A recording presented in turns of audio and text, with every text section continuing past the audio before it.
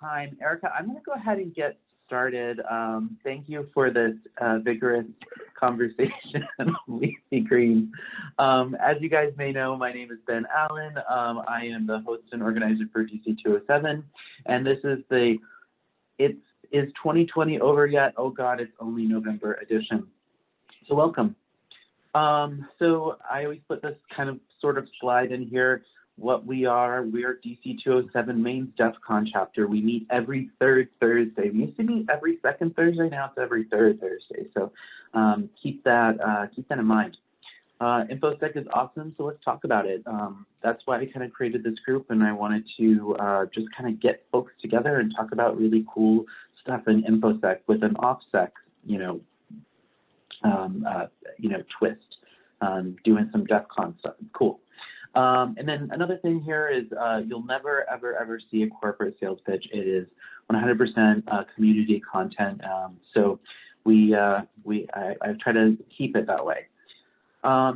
Tonight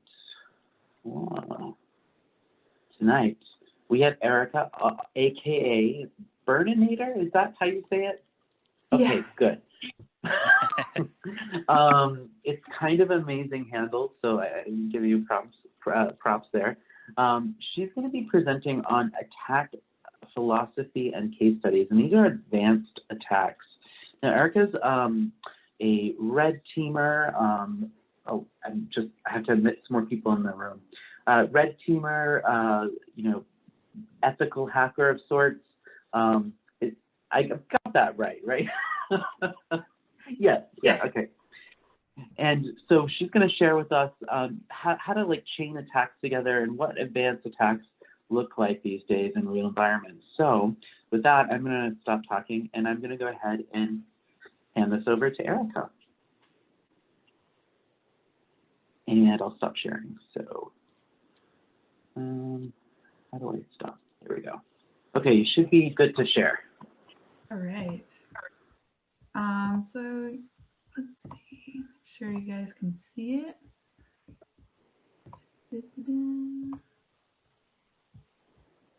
All right, how's that look? Good. Awesome. Good. Okay. So yes, this is attack philosophy and case studies. Yeah, Burninator, or you can call me Erica. Burninator is a very old college nickname given to me. And it ended up being a pretty good handle. So I just wanted to kind of introduce myself. I'm an ethical hacker. I'm a red teamer. And also the views and opinions expressed in this presentation are solely my own and do not reflect the opinions of my employer, just to be clear. I have to say that. And we're here to talk about some common vulnerabilities and how to exploit them. They're real examples. This slide deck was originally intended for developers to help them learn about attacks and how to remediate them. So, okay, so a little bit about my background. I've been hacking since high school. My official career has been in computer science. My schooling was in computer science, and I've been working as a programmer for a while, but I've been red teaming since 2018. And I just try to catch all the bad exploits and hack stuff before the bad guys can. So the way I want to talk about this topic is to start with part one, which is my attack philosophy. So these are like a few questions that I sort of use to ask myself to find things. And some of that is how much power is being given to users. Can they store things? Can they execute things? And I also prefer to target newer features and old features for two different reasons, but the same idea. They tend to be the least stable. If it's new, they're still changing things. It's cutting edge. If it's old, it's legacy. It's glued together to the new stuff, right? So I'm hoping this counts as like a shortcut for you guys, for anyone who's doing red teaming, to think about these scenarios. And in part two, I'm actually going to apply that philosophy to these real-world examples of command injection, broken access control, and user enumeration as well. So if I were going to boil this entire talk down to one sentence, I'd say everything in hacking for the more severe exploits involves this idea of store and execute. So that goes from everything from the simple, smaller things like cross-site scripting to unrestricted file upload and all the way up to buffer overflow and other types of command injection. And I'm hoping people have some things in mind while they view this, because there's so many types of store and execute and ways to get command injection that it helps if you're thinking of some stuff that you've seen recently too. But I am going to start with some classic examples too. So for cross-site scripting, this is just store and execute just to get started. So this is a screenshot of, it actually is a real CVE. I just haven't been allowed to release it yet. I'm still in a 90-day wait. But this is just an example to show that here we're storing JavaScript, or reflecting it rather, as the case may be, and then we're executing it in the browser. So that's one way to think about store and execute. Obviously, everything in that URL, in that username parameter, is getting thrown into the username field, and that's what's popping the box. I know that payload's super ugly. I probably ripped it off of OWASP or something, but it's a good payload. So here's not a real example. This is more of a textbook example of unrestricted file upload. And as far as store and execute goes, what's going on here is we know that the server's running or executing PHP, all these pages with .php, so we can store our own PHP on it and execute it later by navigating to our shell, because this error message is showing us that the PHP we just uploaded is at this location. This is, by the way, Damn Vulnerable Web App. If you guys have never seen it, it is a really great red team training tool. It's super vulnerable on purpose to help teach these sort of things. Anyway, so my third and final example of store and execute is classic buffer overflow. And I just want to say, nothing in this talk is going to be as sophisticated as a buffer overflow, but I'm just showing it as the more extreme example of a really complex situation where you can do store and execute. So in this scenario, we're looking at the memory registers of a web app that is running something exposed to users where they can do user input, and the user can put in a special character or a really, really long string of characters that actually runs over the part of memory that stores the executable code and not just the data. So we do store data, it just happens to be code that we're going to execute, and we're going to point at it with this memory address that we can also control, all through user input. And again, this goes for like all these serious type attacks. It doesn't matter how complex things get. The worst attacks come down to store and execute. So that is a super simplified look at buffer overflow.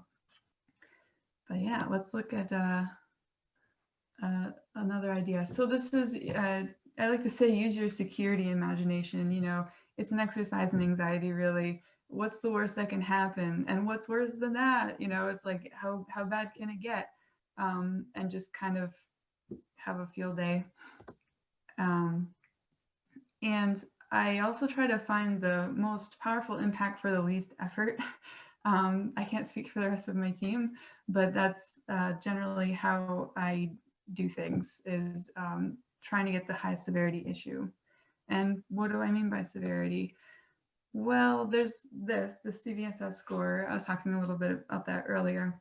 And this is an industry standard for judging the severity of an exploit. So you'll see this on pen test reports. You'll see this on bug bounties. They decide how much they want to pay you based on how severe your exploit is. So in this case, the most important number is like all the way to the right at the top there. I'm not sure if you guys can see my cursor, but and so this is an 8.6 at the high, and a lot of these are going to not require any interaction from any user, which is what helps make them a higher impact exploit.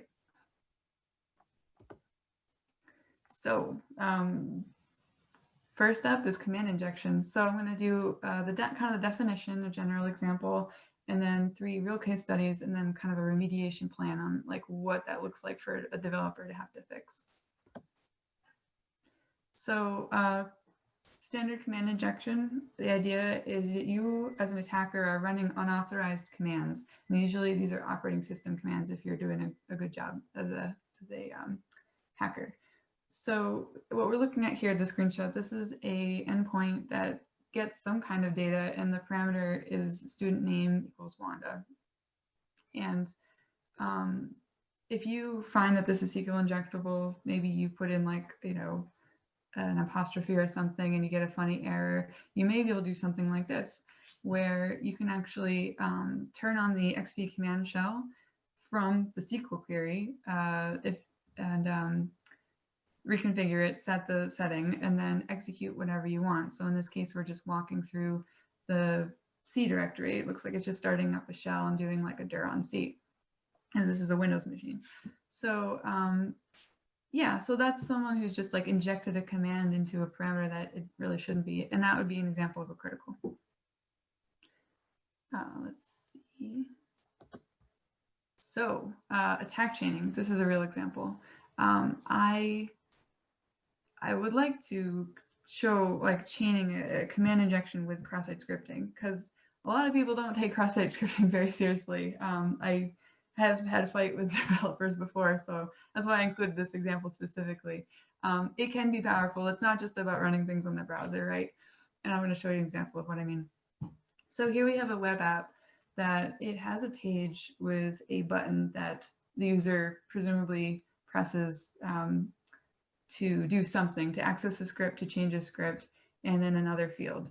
And again, this is another web app that I've stripped all detail out of to try to protect the identity of the vendor that hasn't, hasn't responded or is in the process of fixing or whatever. Okay, so we have this web app.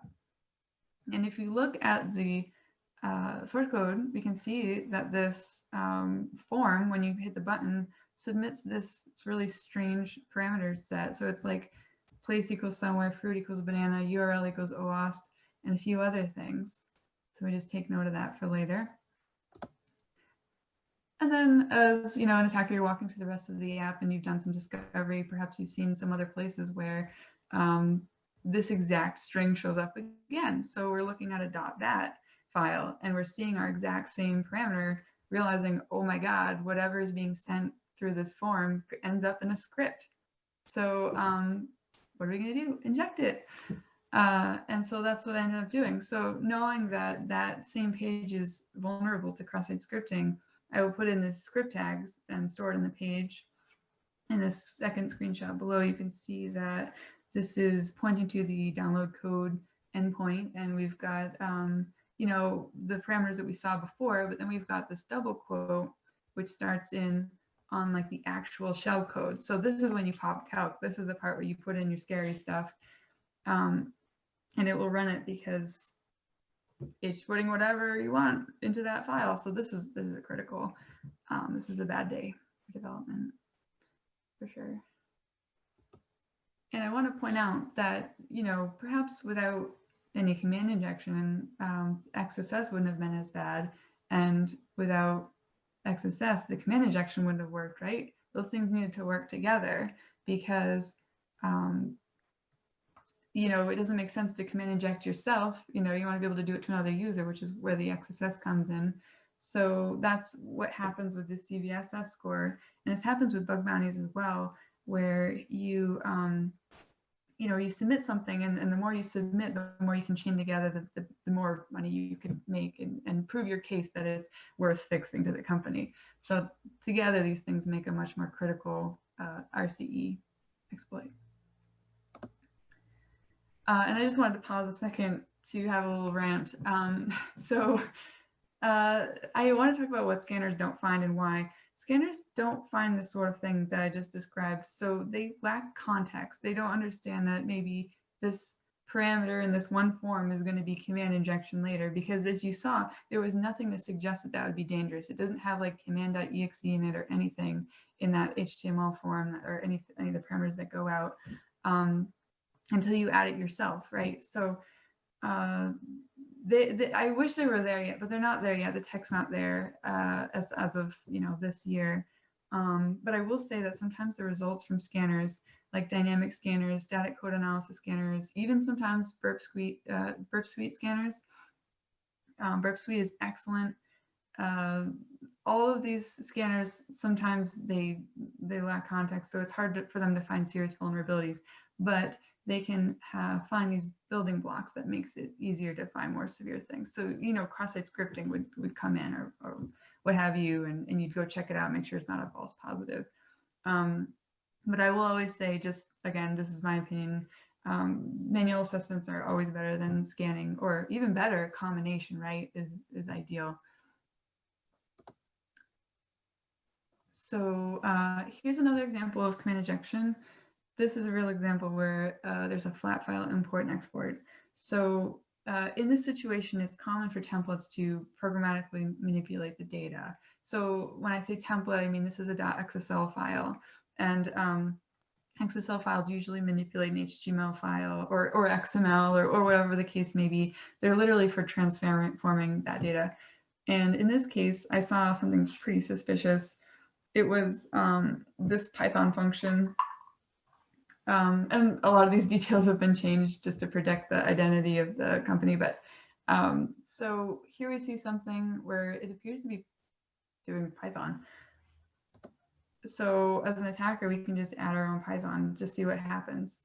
And in this case, yeah, you can run your own stuff. So by editing this template and giving the user control to add whatever code they want, you start talking to the operating system with Python, because it's one of those nice languages where it's you have these nice hooks into the operating system, and then download your dangerous file, and then do your evasion, do your AV evasion, and that's the hard part to me. But eventually you get ta-da! And in this case, whatever you use for a handler, or when you downloaded that malicious file, you connect back to your interpreter session. You do your post exploit. All right, so this one I can actually talk about because I released it.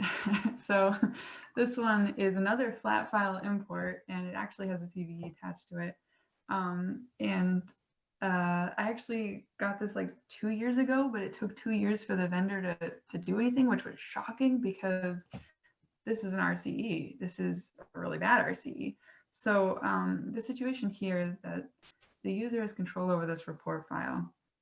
And you can see that the report file, all of that white was in there when I found it. Okay, I added the red parts, but and there's more detail. I linked to my blog if you want to see like exactly how this was found or why it's even in there. But the basic premise is that this code was just used to format the report to make it prettier, and it can be used for nefarious purposes, of course.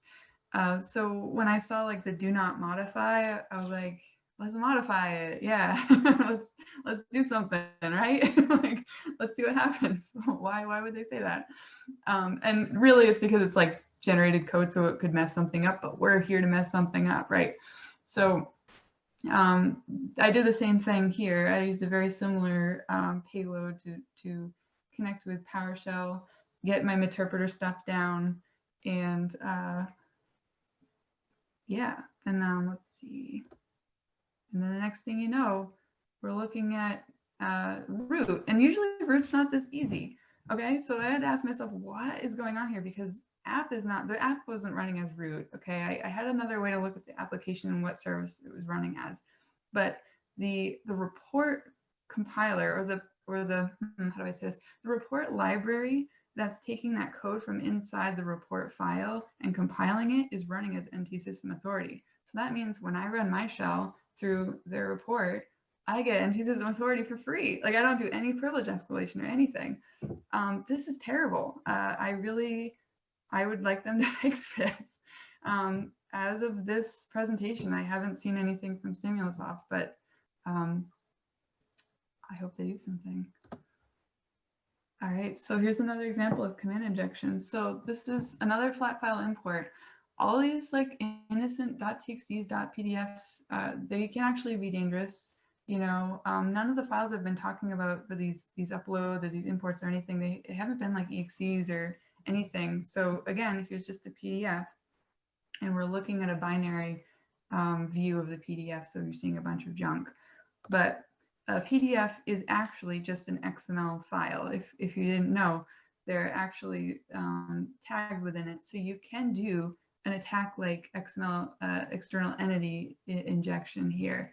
So that's what happened here. I believe I've highlighted the areas where I connect back to my burp collaborator or my attack or my command and control server. And, you know, just to see if I get a hit. And then I think this one wasn't as high. I think this was an 8.1 because it was like a local file include, which can be dangerous, you know, if you include sensitive data,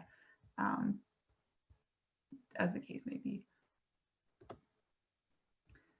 So kind of an overview on command injection. I know a good way to find these things is, do users control intercepting, deleting, or uploading files? Like, where in the process can a malicious user take advantage of changing the state of the application, right? Like in a way that you maybe didn't intend as a developer. You know, downloading and re-uploading files that control code. Can users just straight up run commands? Or, you know, if it's just a flat file type, it could still change code behavior later on. Checking a file at every stage of its journey and what is it for? Is it accessible in inappropriate ways, and by who? And the who may not just be a user, that, by the way, that might be a service or something like that. Or a process, like we talked about, that weird little reporting process was actually running as NT system and probably shouldn't have been. And for this next line, check out the scope of your lower severity vulnerabilities, like being able to chain them. Like in that first example we talked about, it's just cross-site scripting. Well, it depends on the context, right? More stuff can happen. There really isn't a low severity like security bug, to be completely honest. Like there really isn't. So, and yeah, some of these are a little bit extreme or situational, and they're very case by case. They can get kind of weird. So this PDF XXE issue, you know, they could have blocked external entity processing depending on what library they're using. Sometimes that's like a setting, you know, or whatever PDF reader they're using in the background. They also might do like a DevOps approach or networking approach where they just block like parts of the network, so you just can't reach out like I was doing, like reach out to the burp collaborator through that XML tag. Or maybe they can't reach in, right, to get local files from the server.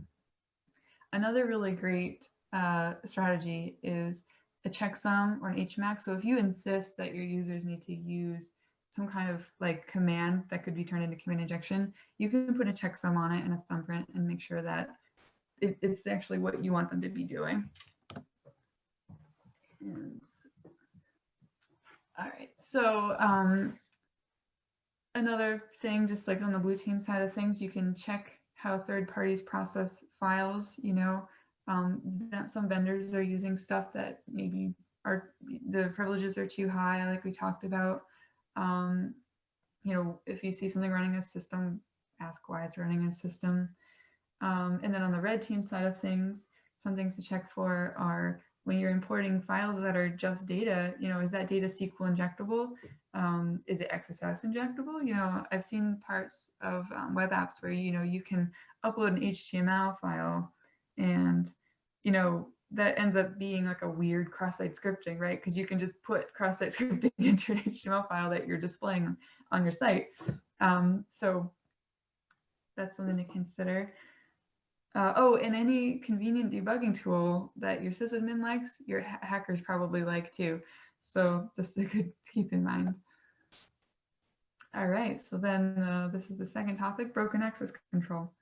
So I'd like to do a definition and then a classic example just to lay some groundwork, and then do 4 case studies, and then we'll talk about what you can do to avoid this.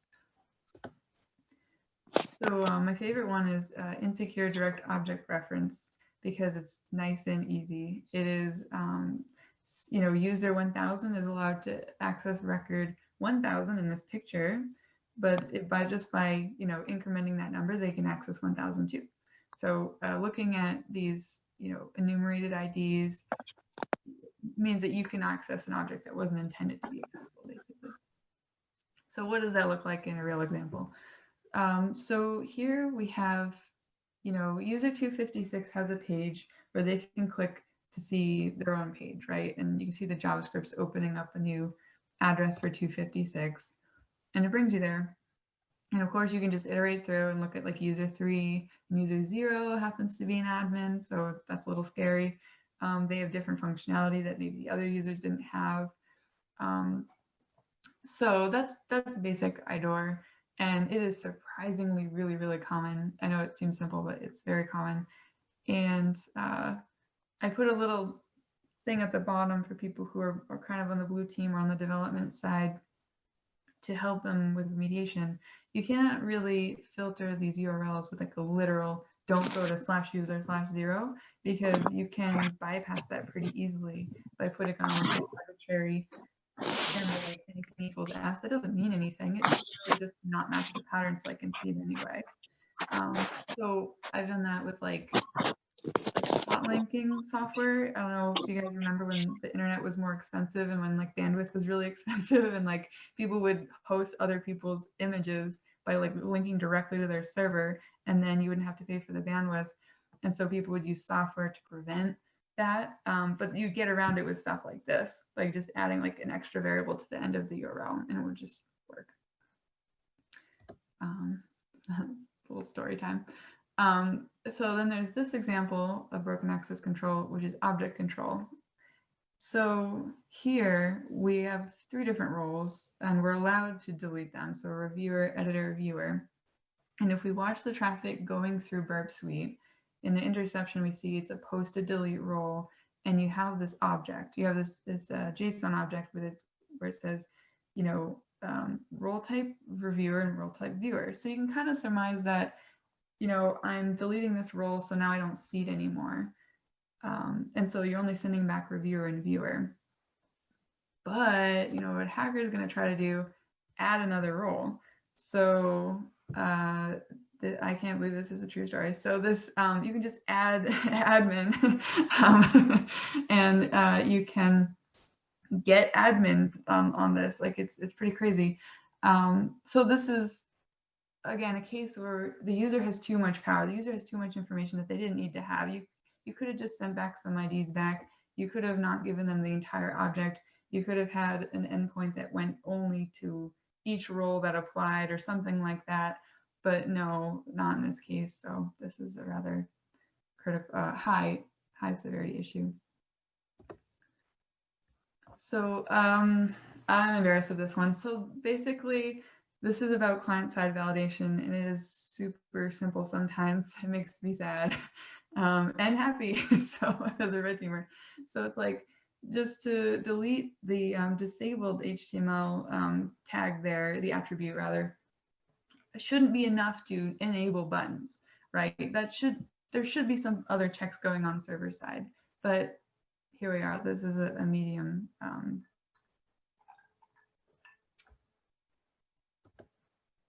So some tips for finding broken access control. Is your client-side validation client-side only? It has to be paired with server-side validation. It's a lot like the file import and export examples we looked at. Whenever a user is more in control of the application state than you are, it's an issue, to sum it up.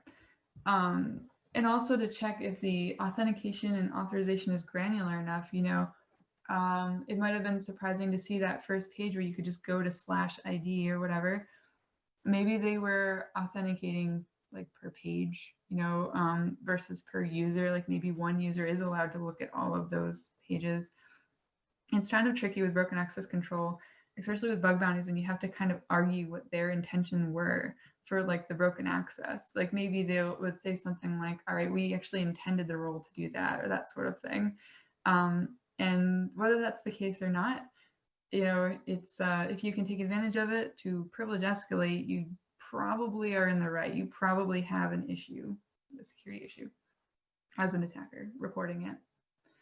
And so I like to recommend to developers to do like a global control check. So instead of having lots of little validation scripts all over the code, this is sort of like if you check it in one place, every time you add a new field or every time you add new functionality, it'll be checked automatically without having to remember security, because for a lot of developers, security is like a, you know, it's the last check on their checklist, right? So unfortunately. All right, so this is the last class of attacks. This is user enumeration, and there's a definition, 3 case studies, and some remediation for it. So it doesn't actually fall under store and execute, by the way. I just wanted to mention it because there's a lot of it. So, all right. This example is like the easiest one, I think, is error-based when you're looking at the login screen.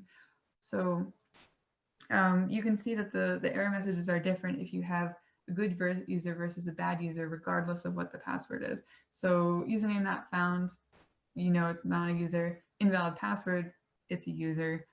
And then as an attacker, you can use this as a foothold to start doing like your brute forcing or that sort of thing. And that's like the common example. So sometimes they're on non-login pages, which is interesting. So forgot password fields, they can have this in the case where, you know, your email is the username, or it may have other information coming back through the other APIs or other traffic you're watching. You can user enumerate that way, especially, you know, if it's like right on the user interface and they're saying email not found in system, you know it's not a user. So sometimes they're a little bit more subtle. So I cannot take credit for this one, by the way. This was my coworker, Jason. I had to share it. I thought it was really cool. So this is through an API response for the user login. And you can kind of see in that top left-hand screenshot, it's just saying user equals Joe Schmo, pass equals anything. Well, for a while, he was getting the same behavior for user enum. So if whether he put like a valid user or not, he was just getting back the same 404 message. But he deleted the password parameter, the whole thing, not just the value. And he got different behavior when he changed the usernames, which is pretty wild. So user equals real user, it results in this 500, you know, server error. And, you know, an invalid user gets a 404. And, you know, I'm not going to pretend I know why. Like, I don't have the source code. I don't know. I'm just assuming that maybe there's a check that's happening, like, to make sure the username field is there, and that's not happening to make sure the password field is there. You know what I mean? Like, so there's a difference in behavior, which is the real point here. Is it can be kind of subtle like this. So yeah, so like we saw, to find stuff like this, if you get different behavior or inconsistent error messages, you know, there's probably something there, and that could be stuff like white space or the wording of the error message, or, you know, you name it, like maybe it's like spaced differently. There's might be something else different in the traffic. I like to use the compare function in Burp Suite. I probably sound like a Burp Suite shill. I swear this is not like a corporate, you know, I don't work for Burp Suite or anything. I just really love it. It's really good. And so I like to use the compare module because it's a nice, easy way to look at your traffic coming in and just compare 2 requests or something like that, or 2 responses in this case. So anyway, checking the error catching, and which is what we saw in the last one technically, or the HTTP response. So sometimes it takes longer to get information back about a real user because it's doing some kind of lookup. So if it does, then your users might notice, or your malicious users might notice. And if they're missing logging and monitoring, and they don't have like any kind of rate limiting, and you can just keep burning through all these different users, then there's nothing really stopping an attacker from finding all your usernames, of course. All right, so just to kind of wrap up, so I like to think of finding the severe application exploits happens when you ask questions like, who's in control of that request, that file, that record, the data, the SQL statement, all of those parts of user input. at any given time in any business process. And that includes third-party libraries. You know, a lot of the CVEs that I blog about are usually third-party libraries, you know, or smaller vendors, you know. I get mixed results. I like the small vendors get really excited that there's someone looking at their stuff, there's someone using their stuff, you know, and they're like, wow, someone actually noticed like security. And then the bigger ones like Microsoft, they tell me it's acceptable risk, you know. So yeah, it depends. You got to check your third-party libraries, you know, if they're using a bug bounty program, that's a great sign. If they have some kind of security thing on their site, you know, that's great. Also, lacking all those things is great for red teaming. Like going to their site and figuring out, wow, this just came out last month. Okay, cool. I'm going to destroy this. Like, you know, like just looking at what they've done in their commit logs. Sometimes they have like GitHub or something. You can, I mean, yeah, doing research basically. And so looking at control of those third-party libraries can be difficult for developers because there's a lot of free stuff too that they want to use, and not all of it's like secure. And my second point is always checking that store and execute thing. We saw store and execute in like 8 different ways in the slides. So everything from, you know, the PDF can be XXE injectable to the command injection in some of those template files, those report files, you know, things that do like the smallest things, like just making a report pretty. It sometimes, like, it doesn't feel worth it to me, like as an attacker, but, you know, somebody made that business decision at some point to say, like, we're going to use this library, and so be it.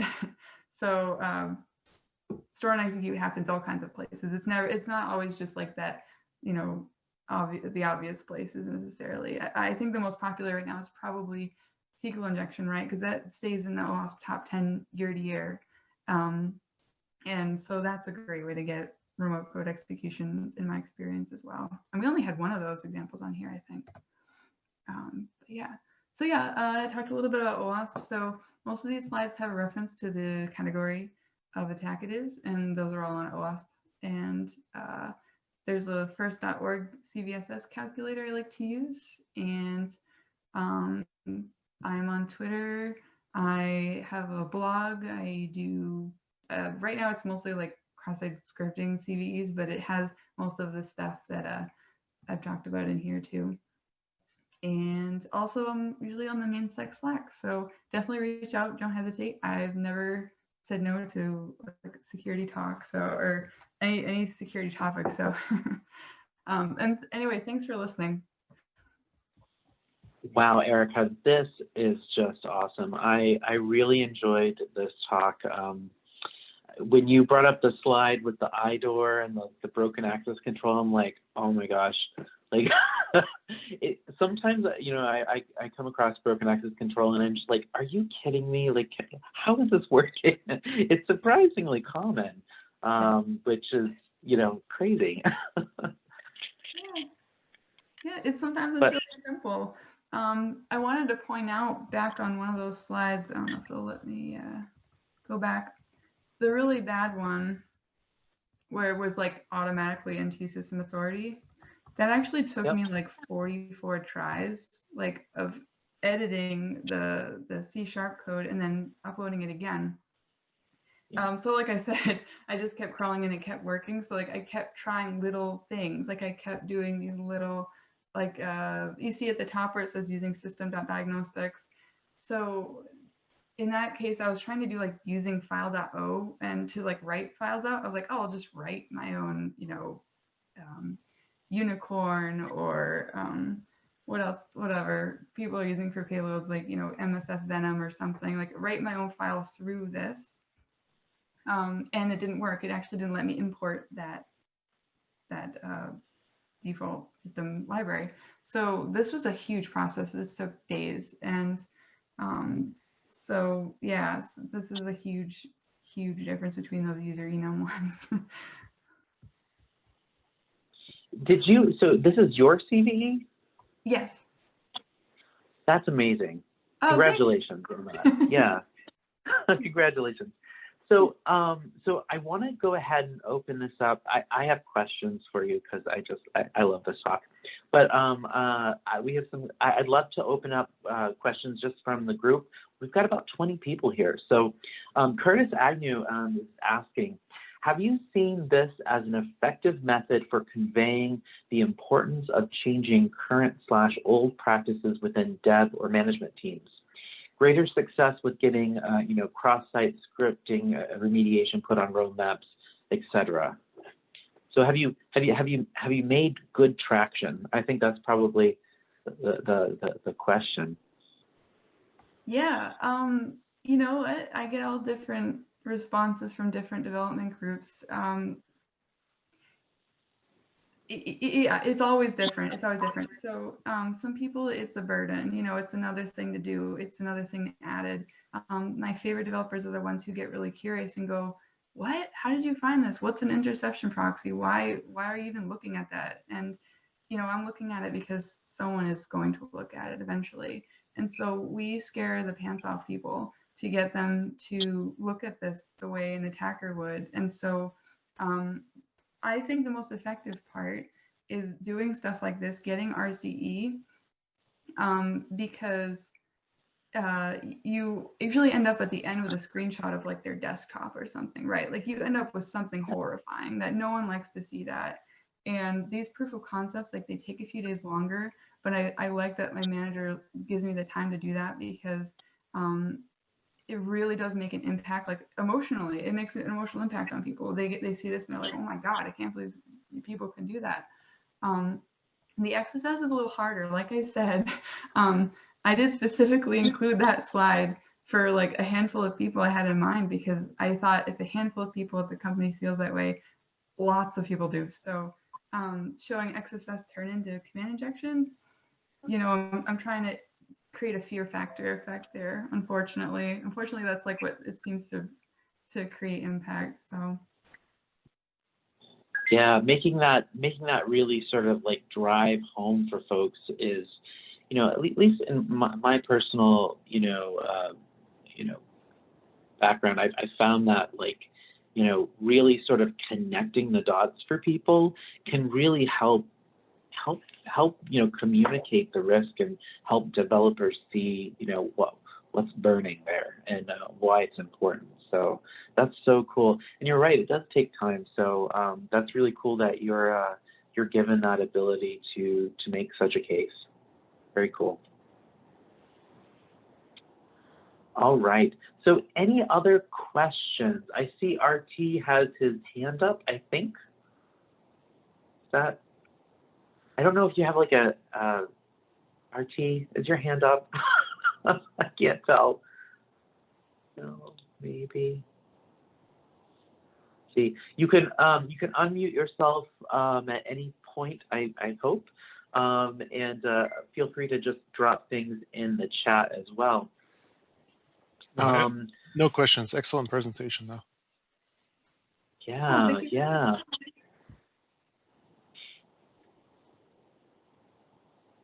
So tell us. So I'm curious. You know, tell us about getting this CVE. Like, you know, what was that process? What was that like? I think a lot of people, you know, kind of hear about it sort of, but they don't really necessarily know how that works.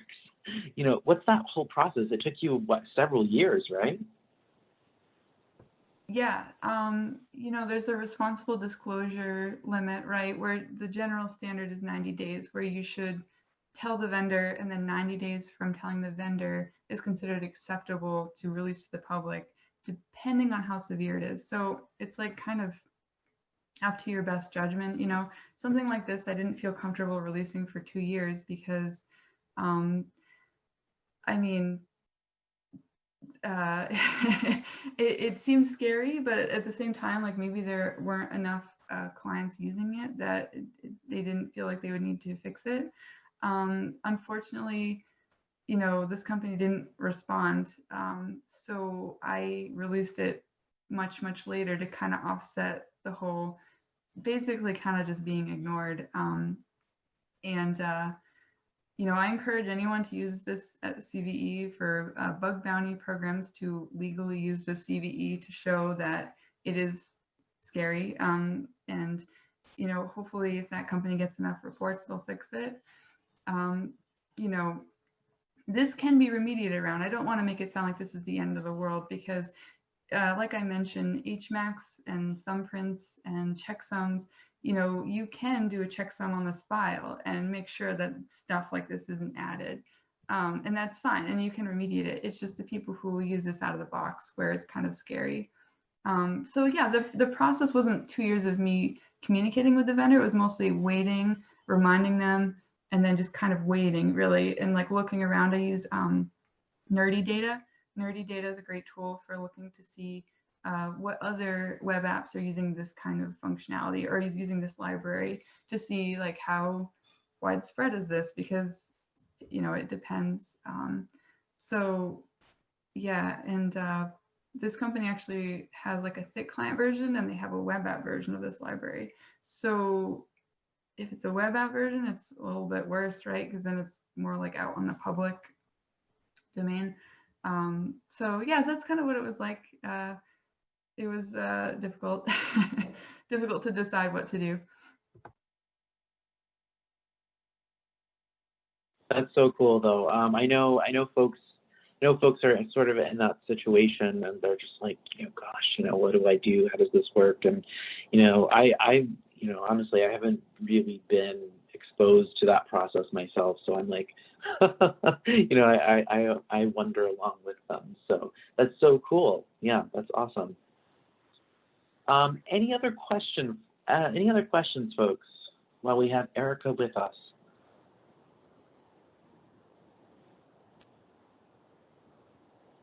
I'm guessing not. By the silence, I think you just explained everything so well. I always love a good presentation where I can learn something too. So thank you so much for sharing today, Erica. This is just a fantastic talk.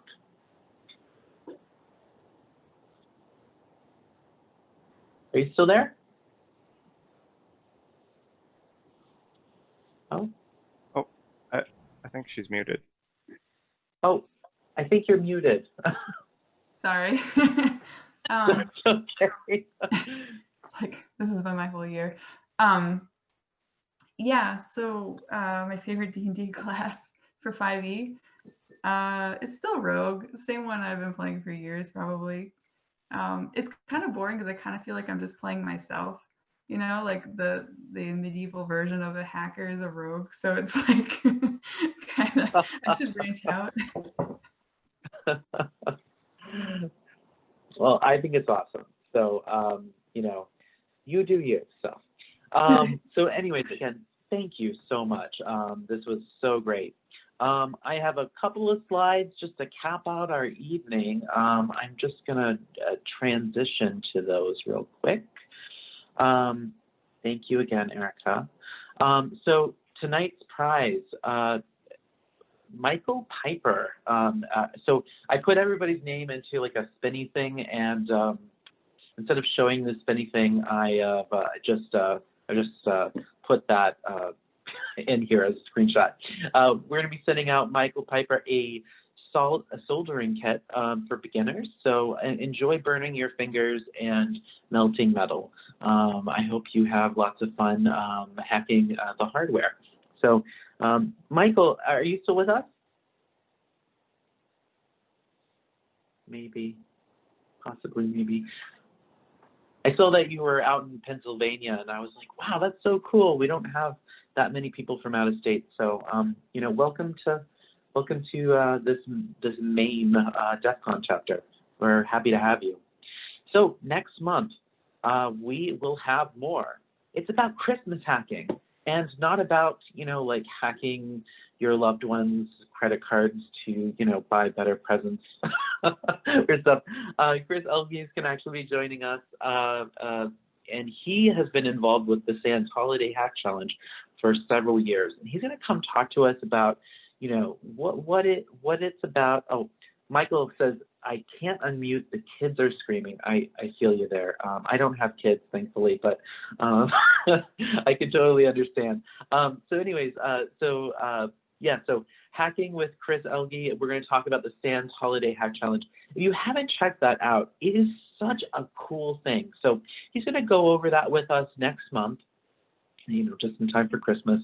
And we're going to talk about all the crazy things that you can do in there, and then, you know, how you can use that as sort of a learning tool, because there's some really cool stuff that happens there. And, you know, actually, so it's, I've known about it for like a few years, but this is my first time, like just last year, actually doing it, and I had a blast. So if it's new stuff to you, you don't want to miss this. Plus, again, having so many great folks from Sans just in the main area is so cool. So I'd love it if you'd sign up. You can head over to events.dc207.org.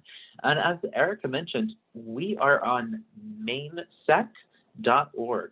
That is our Slack channel that that Ben set up for us. Hey, Ben. And all of the main InfoSec happenings are in there. It's a cool little community. You should definitely join up. So until next month, thank you for joining us. And I look forward to seeing your smiling faces next month. So have a great day, and I'll see you soon. Thank you. Bye. Bye, guys. Thank you. Bye. Bye-bye. Bye. Bye-bye. Bye, Ben.